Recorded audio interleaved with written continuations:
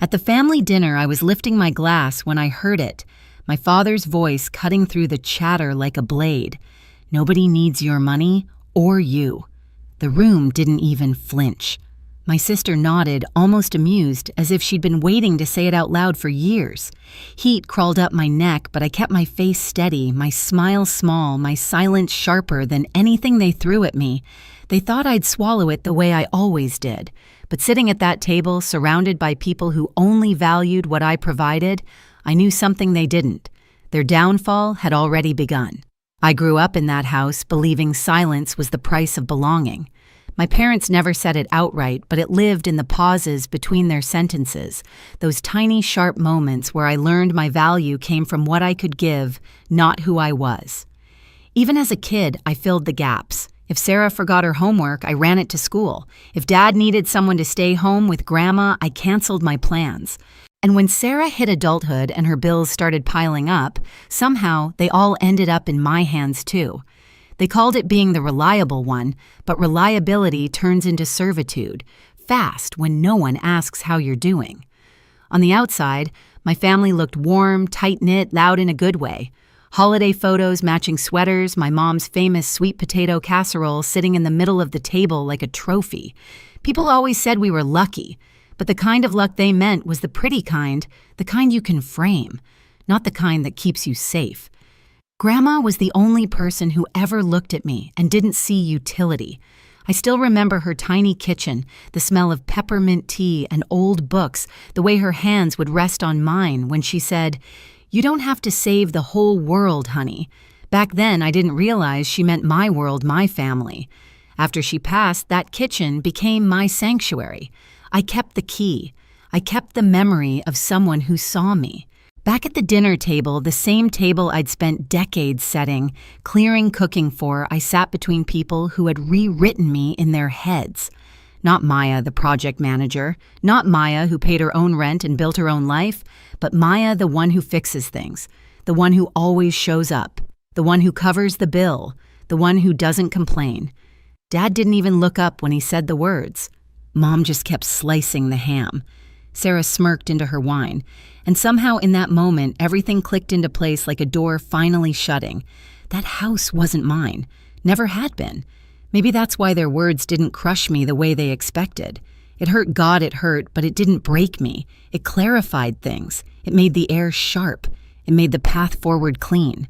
I realized something no one at that table had ever imagined. I didn't need them either. Not their approval, their guilt, their rules, or the seat they thought they had the right to take away. And for the first time in my life, the silence didn't feel like surrender. It felt like a beginning. The dinner kept going as if nothing had happened. Plates, scraped glasses, clinked. Someone laughed at a joke I didn't hear. But inside my head, everything went still, like the world had dropped into slow motion. I watched my family the way you watch strangers on a train, curious, detached, wondering how you ever thought you belonged among them. Sarah leaned back in her chair, swirling her wine like she'd won something. "Mom's right," she added casually. "You take things too seriously, Maya. No one needs all that you do." "Not really." She said it like a kindness, like she was easing a burden off my shoulders. But what she really meant was, "You're only useful when we want you to be." I glanced at her, at the sister whose late bills I'd paid, whose kids I'd bought school clothes for when she was between jobs, whose emergencies somehow always landed in my lap. She never remembered the details, only the convenience, only the expectation. Mom finally looked up from the ham she was slicing. "You work so much anyway," she said. "It's not like you have a family of your own to worry about. We don't want you burning yourself out for nothing." For nothing. That one stung more than I'd admit. As if every hour I spent climbing my career, every quiet effort to build a life by myself, was worthless because it wasn't serving them. Dad didn't even glance my way when he muttered, "Let's not make this dramatic. It's just the truth. You take things personally." It was gaslighting with a coat of polite varnish. They had long mastered the art. I looked around the table, the candles, the holiday centerpiece, the empty chair Grandma used to sit in. I used to think her absence left a simple ache, but now it felt like a warning I hadn't listened to soon enough. Sarah dropped her fork, annoyed by my silence. "Come on, Maya, say something." But I didn't trust my voice. Not because I was afraid of what they'd think, but because anger, like that quiet, precise razor sharp, doesn't want to be spoken. It wants to be acted on. I reached for my napkin, folded it neatly, and set it by my plate. A simple motion, but it shifted something in the room. Sarah noticed first. Her brow tightened. Mom paused mid-slice. I stood calm as the surface of a frozen lake. "I hear you," I said softly, loud and clear. Dad waved a hand dismissively. "Good, then we can move on." But the truth was, that was the moment I moved on from the version of myself they'd built. The Maya who bent, who fixed, who carried. The Maya who gave without asking, who stayed small so others could stay comfortable. As I walked toward the hallway to grab my coat, I felt something inside me settle into place. Not a crack, not a break, but a decision. They wanted me silent. Fine. Silence was exactly what they would get. And they had no idea what silence from me actually meant. I didn't slam the door when I left. I didn't storm out or raise my voice. I simply stepped into the cold night, letting the air bite at my cheeks as if it could keep me from sinking too deep into the hurt. The porch light flickered behind me, and for a second I saw my reflection in the window. Tired eyes, tense, shoulders, the familiar posture of someone who'd carried too much for too long. The walk to my car felt longer than usual. Each step peeled back another layer of memory every time I'd shown up with groceries when Sarah forgot payday. Every emergency bill Mom guilted me into covering. Every moment Dad praised my reliability only to punish me with it later. By the time I reached the driver's seat, a quiet tremor ran through my hands. Not from fear, from recognition, from clarity. At home, the silence hit harder than their words. I turned on the hallway lamp, soft, warm light spilling across my small, tidy living room. The space had always felt like a pause between battles. That night, it felt like neutral territory, finally reclaimed. I sat at my dining table, pulled my laptop closer, and opened a folder I'd never dared start before. Family payments. The name looked foreign, almost clinical. But the truth inside it wasn't new bank statements, transfers, receipts I'd buried under rationalizations like they needed help or it's just this once. I went through them slowly like someone sorting through the wreckage of a house after a storm. Patterns jumped out, repeated withdrawals, emergency charges, late-night transfers. The timeline formed itself sharp and undeniable. For years, I thought speaking up would make me cruel. But silence had made me disposable. The decision arrived gently the way dawn touches a dark room. No drama, no breakdown, just a shift. I sent an email to a lawyer whose name Jen had mentioned months earlier. She once told me, if you ever get tired of being their safety net, call him. Back then, I laughed it off. Now it felt like the most natural thing in the world. I attached everything, every receipt, every transfer, every message. My cursor hovered over the send button. I breathed once steady, click. The file left my inbox quiet and final. They wanted a silent Maya. They were getting one. Just not the version they expected. The reply from the lawyer came faster than I expected. "I've reviewed what you sent," he wrote. "This isn't just family help. It's a pattern of financial exploitation. If you're ready, we can move forward. Ready." I stared at that word. Then I saw Dad's bored face in my mind, heard Mom say, "No one needed me." Saw Sarah smirking into her wine. I typed back one sentence. "I'm ready." The days that followed were different. I wasn't patching holes in someone else's boat. I was building a case. I met the lawyer in a small office downtown. He listened while I laid everything out from the first borrowed payment to the night they told me I wasn't needed. He asked questions, dates, amounts, exact phrases from their texts. "You understand," he said once we file this stops being private. It becomes a legal matter. They stopped being just family when they treated me like a walking account," I said. "We documented everything. Late-night transfers Sarah begged for. Emergencies Mom called about. Times Dad wrapped my help in words like duty. On paper, it was a straight line of withdrawals and guilt. When the fraud report was submitted, there was no thunderclap, just a confirmation email and a message from my lawyer. They'll open an investigation." Meanwhile, my family noticed the shift. Sarah texted first. "You're acting weird. Is this about dinner? Mom didn't mean it." I didn't answer. Then Mom called. Then Dad. Voicemails stacked up. "We're worried about you. Don't take things so personally. Family talks, you know that."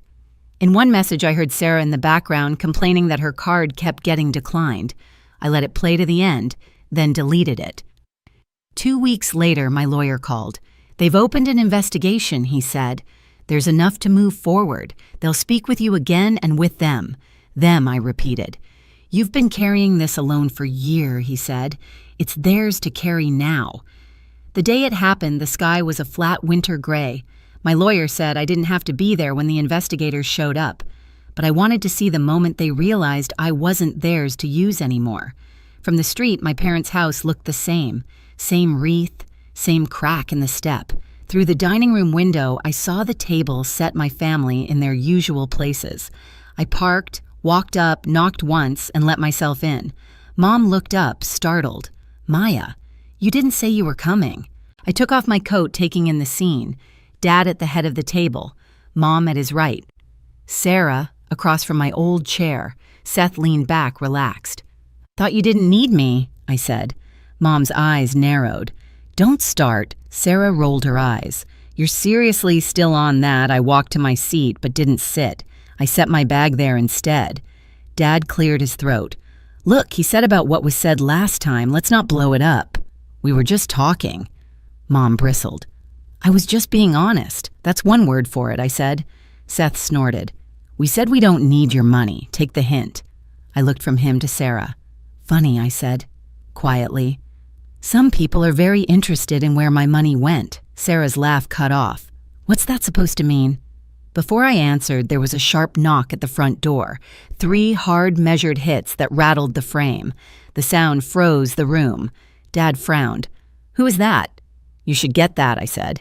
He pushed his chair back and went to the door. He opened it and stopped. "Good evening, sir," a man said. "Financial Crimes Unit. We're looking for Sarah and Seth Miller and Thomas and Elaine Carver." Silence dropped over the house. Mom stood up. "There has to be some mistake," she said. 2 investigators stepped inside, badges visible. One held a tablet, the other a folder I recognized from the copies my lawyer had shown me. "There's no mistake," the woman said. "We're here regarding an investigation into alleged financial fraud and exploitation. We'd like to ask you some questions." Sarah's chair screeched back. "Maya," she hissed, "what did you do?" For the first time in a long time, I didn't shrink. I stayed silent, I said. "Then I started doing things you never expected." Seth stepped forward, face red. "You called the cops on your own family over a few transfers." The male investigator looked at him. "We're talking about years of unauthorized withdrawals and coerced payments. That's not a few transfers." "Please sit down, sir." Dad tried to pull himself together. "This is a misunderstanding. Any money moved around was family business." "Family business doesn't override the law," the woman replied. "You'll each have the chance to explain.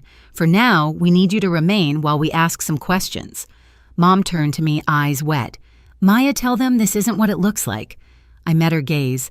"You told me nobody needed my money or me," I said quietly. "So I stopped giving you both." Her mouth opened-closed. "We were upset. We didn't mean—" "You meant it enough to say it." I cut in.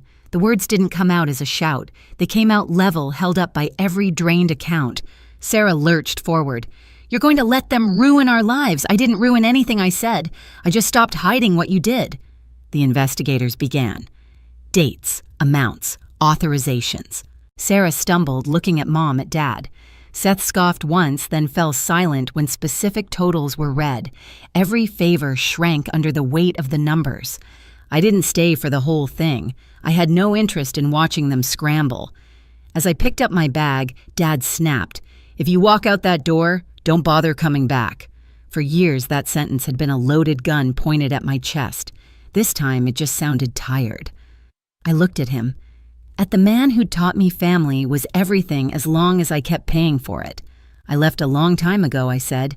"You're just noticing now." Then I stepped outside, closing the door softly behind me, leaving the investigators and my family on the other side with the only thing that had ever really belonged to them: the consequences. I drove away without looking back, but the fallout found its way to me anyway. 3 days later, Sarah's number flashed across my screen over and over until it finally stopped. Then came a text from an unknown number, Seth. They froze my accounts. I might get suspended. Fix this. I didn't reply. A week after that, Mom sent a long email layered with guilt and half apologies. We didn't understand how serious this was, she wrote. Your father is devastated. Please talk to us. The same man who told me nobody needed me was now begging for a conversation. Funny how quickly roles reverse when the money stops. Dad never reached out directly, but Jen did. 2 sentences. They're panicking. You did the right thing. Kelly sent a longer message thanking me for exposing what she'd seen, signs of for years. You were brave enough for all of us, she wrote. And somewhere between their unraveling and my quiet days alone, something shifted. I found a small apartment 2 states away, close to work, close to peace. No tense dinners, no sudden emergencies, no guilt disguised as love. For the first time in my life, the silence around me didn't feel like absence. It felt like freedom. Some nights I sit by my window with the lamp on low, watching the city move without me. I think about that dinner the words meant to break me, and how they ended up setting me free instead. I used to believe family loyalty meant endurance, absorbing every blow, filling every gap, paying every debt. But love without respect isn't loyalty, it's captivity. Walking away wasn't punishment, it was clarity.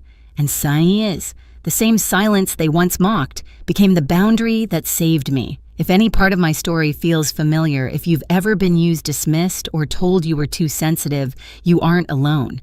You deserve reciprocity, not extraction. You deserve to be seen, not spent. Share your experience in the comments. I read all of them. And if you want more stories like this, hit subscribe so you won't miss what comes next.